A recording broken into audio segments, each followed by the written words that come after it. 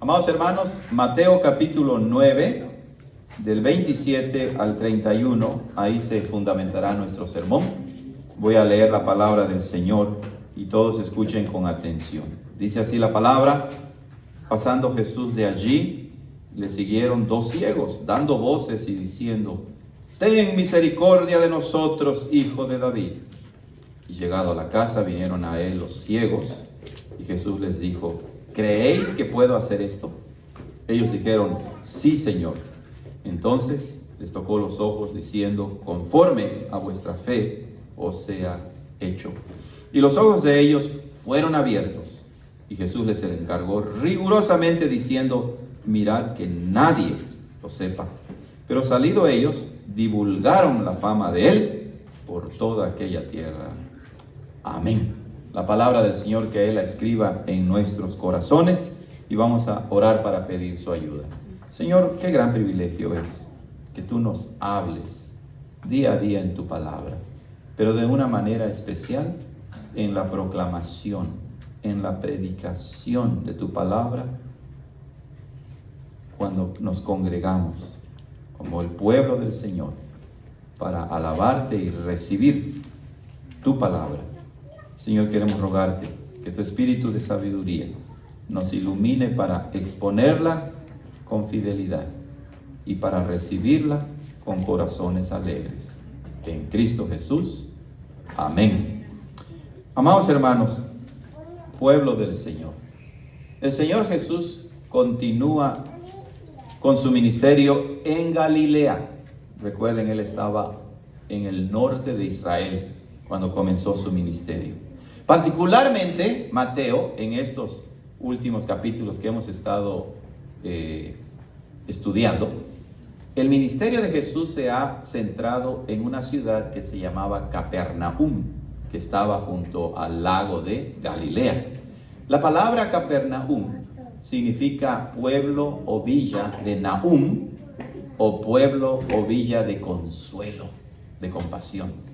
Y eso es importante porque en este periodo del ministerio de Jesús sí que Él ha mostrado su compasión y su misericordia a la gente necesitada. Entonces, hermanos, hemos aprendido que Jesús también tiene poder sobre las enfermedades físicas. Cuando sanó al leproso, cuando sanó a la suegra de Pedro, ¿lo recuerdan? Cuando sana a la mujer con flujo de sangre. Pero también hemos aprendido que Jesús tiene poder y autoridad sobre la creación misma, cuando calmó la tormenta en el lago de Galilea. No solamente eso, sino que el Señor Jesucristo tiene autoridad y tiene poder sobre el mundo espiritual, cuando dice que echaba fuera los demonios. Y el pasaje previo que estudiamos la semana pasada, cuando Jesús resucita a la hija de Jairo, nos muestra que Jesús tiene poder y autoridad incluso sobre la misma muerte. Este es nada menos que nuestro Señor Jesucristo. Pero en el milagro en el que meditaremos hoy, que es igual de importante, hermanos, Mateo, el evangelista que ha estado narrando el ministerio de Jesús, nos relata cómo Jesús le devuelve la vista a dos ciegos. Y mediante este milagro Jesús enseña que la verdadera fe en el Hijo de Dios nos hace experimentar el poder del Mesías. Entonces, cuando hay una fe verdadera en el Hijo de David, podemos experimentar el poder de nuestro Señor Jesucristo. Y hermanos, lo primero que vemos es que Jesús pone a prueba la fe de los ciegos. Noten cómo empieza diciendo: pasando Jesús de allí, le siguieron dos ciegos, dando voces y diciendo: ten misericordia de nosotros, hijo de David. Pasando Jesús de allí significa que había dejado la casa de Jairo, donde había resucitado a su hija. Y entonces él iba de camino, estaba caminando, y de repente le empezaron a seguir dos ciegos. Pero no solamente lo seguían, sino que dice que daban voces. Y este caso lo encontramos repetido en otras instancias, en otros casos de milagros que Jesús hizo. La gente salía y daba voces, gritaba. Entonces, estos hombres eran ciegos y no podían ver y no podían ir como cualquier otra persona que puede ver para seguir a Jesús. Entonces ellos tenían que ir gritando, llamando a Jesús. La situación de los ciegos era muy complicada, como lo es también el día de hoy. Ahora, con diferentes tecnologías, con diferentes cosas que la gente inventa, los ciegos en muchos lugares tienen ya ventajas que antes no tenían. Pero en el mundo antiguo, ser ciego era una situación bastante triste. Vivían en una condición miserable. Particularmente en Israel, los ciegos eran considerados como gente que había pecado y que Dios los había castigado. ¿Recuerdan en San Juan 9 acerca del hombre ciego que Jesús sanó? Los judíos le dijeron a Jesús: ¿quién pecó para que éste naciera ciego? Entonces es una indicación de que la ceguera era considerada como el juicio de Dios por algún pecado que se había cometido. Y por lo tanto, los ciegos eran despreciados. Además de eso, el ciego no podía valerse por sí mismo. No habían fuentes de trabajo en las que una persona invidente pudiera trabajar en ese tiempo. Tercero, los ciegos, particularmente en Israel, estaban privados de ir al templo para adorar a Dios. Tenían un defecto, la ceguera, y no podían ir y congregarse para alabar a Dios. Entonces, vivían en una situación triste, al igual que la mujer que tenía flujo de sangre durante 12 años. Era impura, estaba exiliada, no vivía dentro de la comunidad. Y entonces, cuando Jesús la sana, la restaura, la reinserta otra vez en la sociedad, además de la salvación que le otorga. Y aquí vienen estos dos ciegos que, hermanos, no tenían ninguna posibilidad, ¿verdad?, de por sí mismos realmente llegar hasta Jesús. Pero saben, estos ciegos no estaban sordos y habían escuchado la fama de Jesús. Habían escuchado que Él sanaba a los enfermos, a los endemoniados, y que resucitó a una persona. Entonces decían ellos: bueno, si Jesús pudo hacer eso y Él ha mostrado su compasión y misericordia a los demás, también a nosotros Él puede tener misericordia de nosotros. Es interesante, hermanos, pero en la Biblia no van a encontrar ningún precedente hasta ahora. Después sí, pero en el Antiguo Testamento y hasta ahora no van a encontrar un precedente en el que los ciegos hayan sido sanados, que se les haya dado la vista. Eso era solamente obra de Dios. Nadie podía darle la vista a alguien. Bueno, ¿y qué les permitía a los ciegos decir si realmente nos puede sanar? Bueno, la fama de Jesús, la reputación de Jesús, Él que es compasivo y misericordioso y todopoderoso.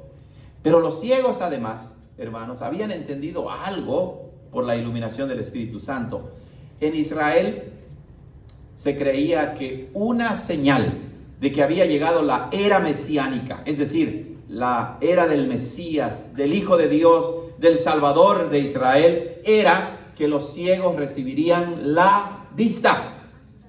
Isaías 35 lo dice así, escuchen. Isaías 35:5 dice: entonces los ojos de los ciegos serán abiertos y los oídos de los sordos se abrirán. Y entonces los ciegos van tras Jesús, siguen a Jesús y le dicen: ten misericordia de nosotros, hijo de David. Primeramente noten que los ciegos saben que Jesús es misericordioso. Él es compasivo, Él es bueno y ya lo ha demostrado de sobra, ¿cierto o no? Una de las ideas centrales de Mateo es mostrar la compasión y la misericordia de Jesús. Pero además los ciegos han captado algo en Jesús que los demás no han captado, porque le llaman hijo de David. ¿Qué significa ser hijo de David? Bueno, si ustedes van a Mateo capítulo 1, ahí van a encontrar que David dice en Mateo 1:1, libro de la genealogía de Jesucristo, hijo de David. Es decir, Jesucristo es el hijo de David en el sentido de que Él es el hijo prometido a David, que iba a ser el rey eternamente y para siempre. Los ciegos han captado lo que otros no, han captado que Jesús es el Mesías, que ha llegado el cumplimiento de las profecías, que Jesús es el verdadero hijo de David. Es el Rey todopoderoso y es el Rey misericordioso también. Pero hermanos, Jesús pone a prueba la fe de los ciegos, porque los ciegos vienen siguiéndole y dando voces, repitiendo: ten misericordia de nosotros, hijo de David. Y no crean que una vez, lo repetían y repetían, pero Jesús no se detuvo. Jesús siguió caminando. Él siguió caminando hasta que, dice en el versículo 28, llegó a la casa. Interesante. Si Jesús realmente es misericordioso, ¿por qué no se detuvo para ayudar a los ciegos? ¿Saben? Aquí creo que hay una enseñanza importante. Dios no siempre nos concede nuestras peticiones inmediatamente. ¿Verdad? Cada uno de nosotros hemos estado orando al Señor por algo por años y no lo ha concedido. ¿Quiere decir que se ha olvidado? No. En muchas ocasiones, como en este caso, Él quiere saber qué tan genuina es nuestra fe. Si no es una fe pasajera, como está de moda en muchas iglesias. Hay oferta de milagros, ¿verdad? Y la gente quiere ir y que en el momento el Señor haga un milagro. No es así. Él nos pone a prueba. Él sigue caminando, no se detiene, pero tampoco se detuvieron. ¿Quién? Los ciegos. Los ciegos también siguieron. Ellos perseveraron. Todo, claro, por la obra del Espíritu Santo en sus vidas, que los movió, que vieron en Cristo a alguien diferente, no solamente a un judío más. Ellos vieron al Hijo de David, al Mesías, al Redentor, y llegó a la casa. Y dice, y vinieron a él los ciegos, ¿sí? No se quedaron en el camino, no dijeron, bueno, no nos hizo caso. Ellos continuaron caminando y clamando: Hijo de David, ten misericordia de nosotros, ayúdanos, sánanos. No se detuvo, siguieron. Jesús llega a su casa y ellos también llegaron a la casa de Jesús. La expresión llegó a la casa es interesante, porque Jesucristo nació en Nazaret. Pero cuando empezó su ministerio en el norte de Israel, en la región de Galilea, Él escogió a Capernaum como su sede, desde donde Él salía a ministrar en las regiones de Galilea. No se sabe con certeza si Jesús vivía en la casa de Pedro o si Jesús vivía en otra casa, tal vez pagaba alquiler y vivía en una casa. Pero la expresión de Mateo dice llegado a la casa. Es interesante porque da a entender que después que sale de la casa de Jairo, el principal de la sinagoga, regresa a la ciudad propiamente y entonces llega a su casa. ¿Okay? Y es ahí donde llegan los ciegos. Y este es nuestro segundo punto. Jesús sana a los ciegos. Pero noten, porque esto lo vamos a repetir al final, Jesús no los sana en público. Ese es un punto importante. Los sana en privado, por así decirlo. Como hizo también con la hija de Jairo. No la resucita a la vista de todos, no deja entrar a todos, los sana en privado. ¿Por qué? Bueno, esperemos la respuesta más adelante. Y entonces vienen a él los ciegos. Y Jesús les dijo, ¿creéis que puedo hacer esto? Ellos dijeron, sí, Señor.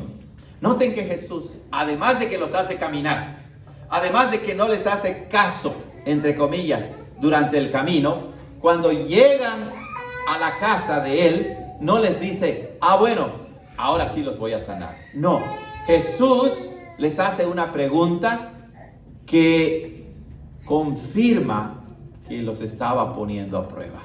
Quería saber si la fe de los ciegos era genuina, si era verdadera fe, si no era una fe temporal, sino una fe permanente. Y les dice, ¿creen que puedo hacer esto? Y ese es otro tema importante en Mateo, en todos los milagros que hemos visto, la importancia de la fe.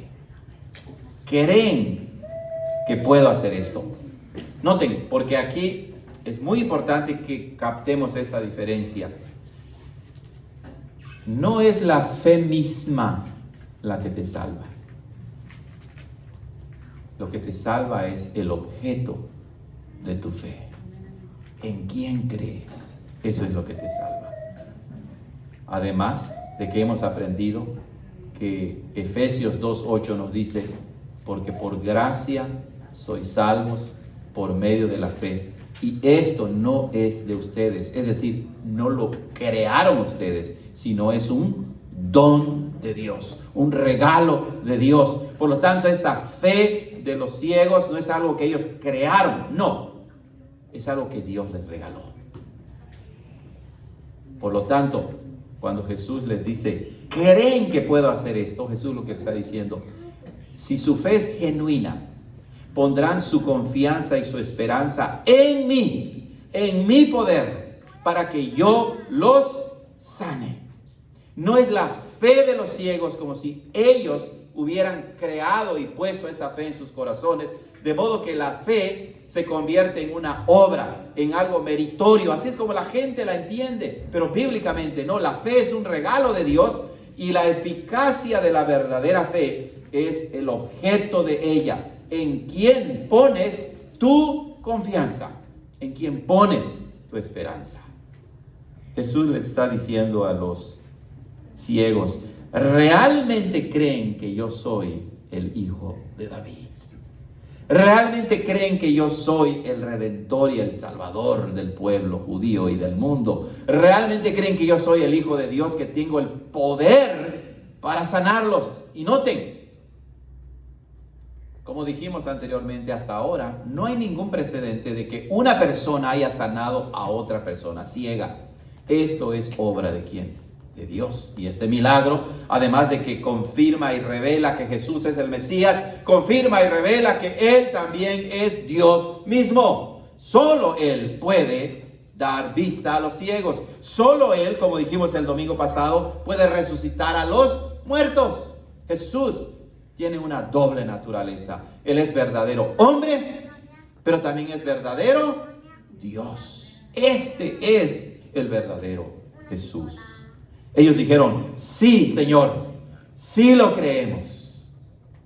Increíble, ¿verdad? La fe. Recuerden, los ciegos no podían leer. No habían inventado el braille en ese tiempo para que pudieran leer con sus dedos. Pero ellos habían escuchado. Y el Espíritu Santo había puesto una fe en ellos genuina. Y ellos dicen, sí, Señor, sí creemos. Y es que esa es una característica de la verdadera fe. Es una fe auténtica. Es una fe genuina. Es una fe que te impulsa de verdad y de todo corazón a creer en Cristo. Lo mismo vemos en el caso de la mujer con flujo de sangre. Ten ánimo, hija, tu fe te ha salvado. La fe verdadera que confiaba en Cristo.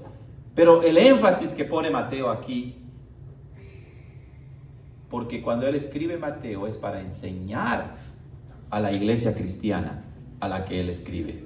Y como es palabra de Dios, también nos transmite una enseñanza en forma de exhortación, en forma de interpelación, en forma de reprensión, por así decirlo, para recordarnos y despertarnos. La fe que tú tienes es una fe auténtica, es una fe verdadera, es una fe genuina, o solamente vienes a la iglesia por tradición, por costumbre. ¿crees que Jesús puede hacer esto? Y los ciegos dicen, sí, Señor, lo creemos. Eso es lo que tenemos que hacer todos nosotros, ¿verdad? Pedirle al Señor, como el padre del muchacho que estaba enfermo, ¿recuerdan? El Señor Jesús también le preguntó, ¿crees que lo puedo hacer? Y él dijo, Señor, ayuda mi incredulidad. Es decir, haz crecer mi fe. Nosotros también debemos decir, Señor, dame más fe, más y más fe para creer en ti. Entonces les tocó los ojos diciendo, conforme a vuestra fe os sea hecho. Noten cómo Jesús sana. Jesús sana de una manera interesante. Él hace lo que los demás no hacen. El leproso, ¿lo recuerdan? Era intocable el leproso. Nadie lo podía tocar porque se contaminaban espiritual y ritualmente. Y después tenían que seguir un proceso de purificación. Pero cuando el leproso viene a Jesús, él no dice, ay, cuidado, ¿verdad? Alejen al leproso. No, ¿qué hace el leproso? Digo, ¿qué hace Jesús? Toca al leproso. Él tomó su lepra, por así decirlo, para limpiarlo completamente. Él, cuando viene a nuestra vida y nos toca, toma nuestros pecados para limpiarnos de todo pecado. El que no hizo pecado, se hizo pecado. El que no tenía pecado, más bien se hizo pecado, dice el apóstol Pablo en Corintios. Lo mismo vemos con la suegra de Pedro. Estaba enferma de fiebre y Jesús dice que la tocó, la levantó de la mano. Lo mismo vemos con la hija de Jairo, ¿verdad? La hija de Jairo está muerta y él dice que la toma y la levanta. Y vemos que hace esto con los ciegos. Él podía hacerlo simplemente con dar la orden y los ciegos quedarían sanados, como lo hizo con el siervo del centurión romano. ¿Lo recuerdan? Que se estaba muriendo y él le dijo, ve, ya tu esclavo se ha sanado. A distancia lo sanó. Pero aquí Mateo quiere mostrarnos esa compasión de Jesús, esa misericordia, esa cercanía de Jesús, al grado que toca los ojos y les dice, conforme a su fe, les sea hecho. Pónganlo en su mente, ¿verdad? Jesús toca a los ciegos, toca sus ojos, pone sus manos sobre sus ojos y les dice, conforme a su fe les sea hecho. Así es. No podemos experimentar el poder de Jesús si no tenemos una verdadera fe en Él. ¿Quieres experimentar la compasión, el poder de Jesús? Debes de creer genuinamente en Él. Y es que es la verdad, la fe no es meritoria, la fe es un regalo de Dios, pero el Señor quiere que nosotros creamos, ¿verdad? Está la soberanía de Dios y está la responsabilidad del hombre. Dios te da la fe, pero Él no va a creer por ti. Tú tienes que creer y tienes que decir, Señor, ayúdame a creer. Muchas veces decimos, ¿por qué no tengo esto o lo otro? ¿O por qué soy así o de esa manera? ¿O por qué está pasando esto? Y muchas veces es porque nuestra relación con Dios y nuestra fe en Dios, en verdad, está muy bajita. ¿Han visto cómo a los celulares se les acaba la batería? Especialmente si están juegue, ¿verdad? Se les acaba la batería y se da una rayita nada más ahí. A veces así es nuestra fe. Pero Dios, el Señor Jesucristo, busca de los ciegos una verdadera fe. Y Él honra esa fe en su misericordia. La honra por gracia, no porque lo merezca. Y entonces sana a los ciegos. Y los ojos de ellos fueron abiertos. Sí, los ojos de ellos fueron abiertos. Al igual que con la mujer con flujo de sangre. Noten cómo dice ahí en el versículo 22, 9:22. Y la mujer fue salva desde aquella hora. Y noten también cuando sana al leproso. En el versículo 3, Mateo 8:3. Y al instante su lepra desapareció. Y noten también cuando sana a la suegra de Pedro. Dice en el versículo 15, y tocó su mano y la fiebre la dejó. Instantáneamente, al momento, el Señor Jesucristo sanó a estas personas. En ese momento en que Jesús pone su mano de poder, en los ojos de los ciegos, sus ojos fueron abiertos, fueron sanados. Y esta es una marca, una señal del Mesías todopoderoso que viene y sana en el momento. Y esa sanidad es permanente, no desaparece. No es de que te sanaste y mañana otra vez ya estás enfermo de lo mismo. Como los falsos predicadores en muchos lugares el día de hoy dicen.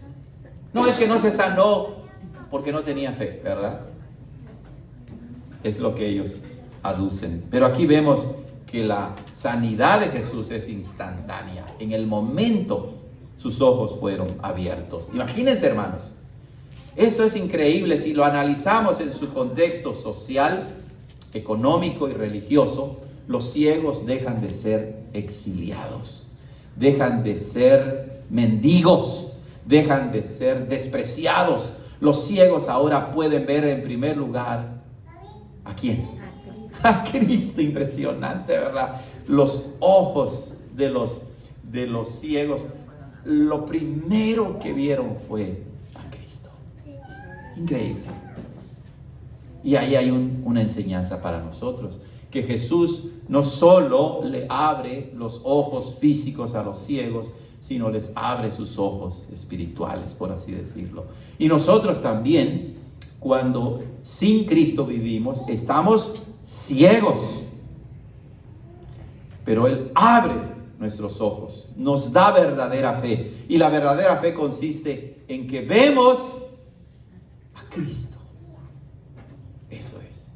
Contemplamos su gloria, contemplamos su poder, su compasión, su amor, y queremos seguir a Cristo. Dice en el 30, y Jesús les encargó rigurosamente diciendo: mirad que nadie lo sepa. Esta expresión de Mateo es bien interesante porque da a entender que Jesús estaba casi enojado.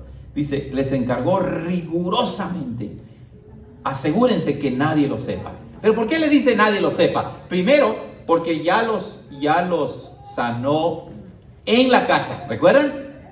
No los sanó en público, los sana en la casa. Segundo, noten cómo dice allá en Mateo 9:26, después que sana a la mujer con flujo de sangre y resucita a la hija de Jairo, se difundió la fama de esto por toda aquella tierra. Eso significa que Jesús, hermanos, sabía que estaba al comienzo de su ministerio. Todavía ni siquiera había llamado a los 12. En el capítulo 10, ahora se menciona a los 12. Entonces, Jesús sabe que su hora no ha llegado, su hora de morir no ha llegado. Todavía le falta 1 o 2 años más para que termine su ministerio. Segundo, mucha gente tenía ideas incorrectas acerca del Mesías en ese tiempo. Los judíos esperaban a un Mesías guerrero que iba a pelear contra Roma y los iba a liberar, iban a conquistar a los demás pueblos y después todas las naciones les servirían a ellos. Y Jesús dice: yo no soy ese tipo de Mesías. No soy un Mesías político, no soy un Mesías guerrero, no soy un Mesías militar. Soy el Hijo de David, que viene a rescatarnos de su peor enemigo, que es el pecado, y darles vida eterna. Por eso Jesús les dice: asegúrense que nadie lo sepa. Porque Él no quería que la gente lo confundiera con aquellos líderes, con aquellos guerrilleros judíos de ese tiempo. Porque había muchos de ellos que se rebelaban en contra del poder de Roma. Él no es ese tipo de Mesías. Pero el 31 dice: pero salido ellos, divulgaron la fama de Él por toda aquella tierra. Es interesante, ¿verdad? Que Jesús rigurosamente les dice: no lo hagan. Y al parecer los ciegos no obedecen, desobedecen. Pero por otro lado, Mateo no cuestiona, no critica lo que hicieron los ciegos. Y es que, hermanos, muchos que estudian esta parte de la Biblia dicen: es difícil realmente entender qué pasó aquí, pero parece que hay 2 cosas. Primero, que Jesús ordena y todo creyente debe obedecer. los ciegos no obedecen. Pero ese es el segundo punto. Parece que va allí la idea de que cuando Jesús actúa en tu vida poderosamente, las obras de Jesús, sus maravillas, no las podemos mantener en silencio. No podemos decir, a nadie le voy a contar, sino que la obra que Jesús hace en nuestras vidas nos impulsa a divulgar la fama de Jesús. Nos lleva a hablar de Jesús. Nos lleva a evangelizar, a invitar para que otros conozcan de Cristo. Y es que esa es una marca de la verdadera fe también. Una fe que solamente se queda adentro de la iglesia es una fe muy pobre, ¿verdad? Estamos llamados a proclamar las virtudes de aquel que nos llamó de las tinieblas, del reino de las tinieblas. Entonces, hermanos, para concluir, vemos que Jesús sana a todo tipo de personas. Él no rechaza a nadie que venga a Él con una verdadera fe, como dice el salmista, con un corazón contrito y humillado. Y este milagro nos enseña nuevamente la gran compasión, autoridad y poder de Jesús, la importancia de la fe, pero también nos ayuda a ver la gloria de Cristo. Nos ayuda a ver que Él es el verdadero Mesías, que Él es divino, que Él es el Salvador, que cada uno de nosotros necesitamos. Amén. Moisés, después de la oración termina la grabación. Oremos. Señor, gracias por este día y por la reflexión en tu palabra santa. Ayúdanos, Señor, para que nuestra fe esté centrada en Cristo, nuestro Señor y Salvador. En su nombre oramos. Amén.